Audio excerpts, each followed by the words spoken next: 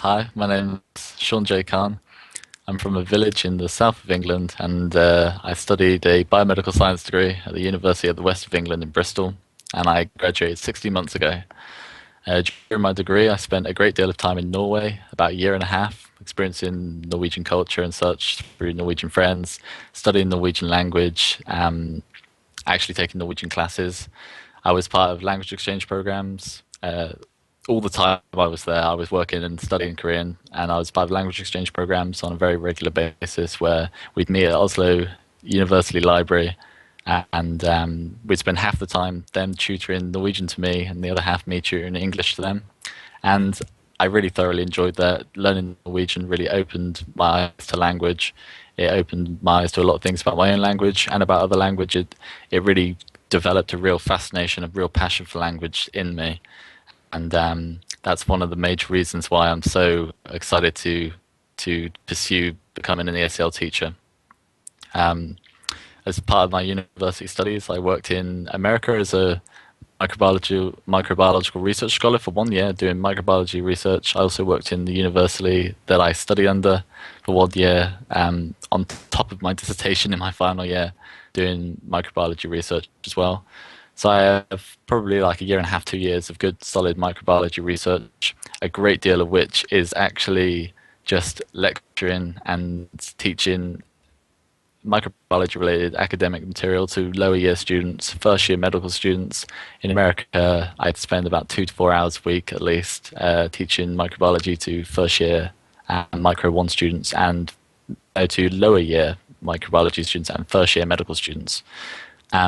Thoroughly enjoyed that. I love presenting. I have no qualms presenting to groups of 50 people, whether I'm presenting a lecture that I design myself or whether I'm following a script. As with medical students, it's very strict, or whether I'm following a script, simply presenting someone else's PowerPoint.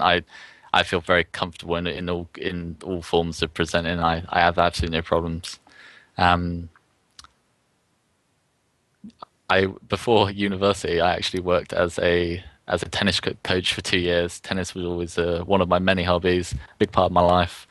I was a tennis coach for 2 hours a week, Friday afternoons. I probably spent about an hour and a half of that time coaching tennis to children between the ages of 8 and 16.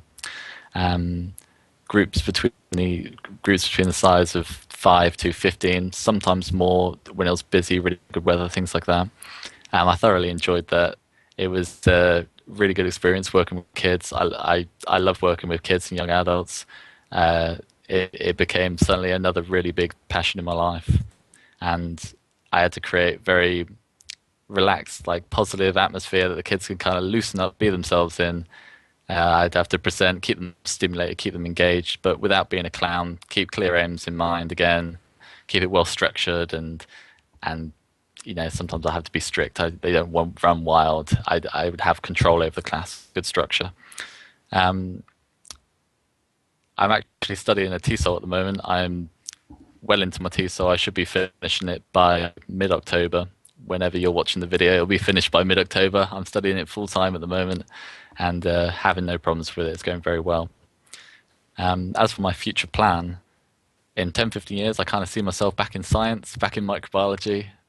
Very exciting, possibly back in Norway. But my 2 to 5 year plan, kind of my shorter term plan, is South Korea. I'm very serious about Korean language, learning Korean, very serious. Korean culture. I learned Norwegian to an intermediate level, and I plan to improve it. I seriously mean that. It's certainly going to be a big part of my life. But I see myself teaching in Korea at least for the next 2 to 3 years. I'm very serious about it. Um, yeah, I don't think there's anything more for me to say, but thanks a lot for listening to the video.